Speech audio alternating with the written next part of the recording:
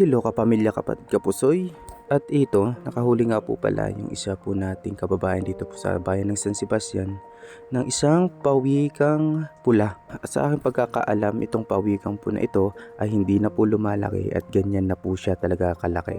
Iwan ko ba't napadpad po siya dito sa bayan ng San Sebastian, wala namang pong coral dito. At ng ganitong klaseng pong pawikan, sa aking pagkakaalam, sa coral po talaga kadalasan naninirahan yung ganitong klaseng pawikan. At sa unang subok po ng pagpapakawala ng pawikan ito ay nag-iba po ng direksyon ng pawikan. Imbis na pumunta po ng malalim, pumunta po dito sa pinakamababaw. Suggest ko po sana sa mga iba pong may mga bungsod po dyan, kung makakahuli po kayo ng pawikan, mas mainam po na hindi na po natin dalhin po dito sa lupa. Pakawalan na lang po natin dun sa laot. At magmula po dyan mga kapusoy, makikita nyo po parang nahihilo na po yung pawikan na ito kung saan po siya pupunta.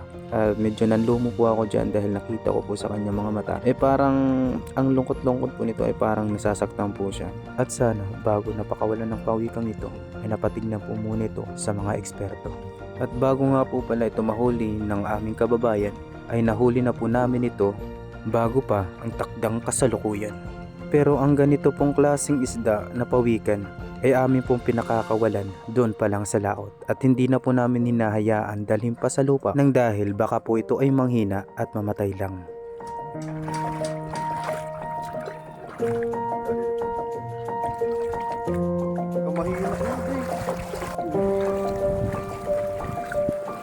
Releasing.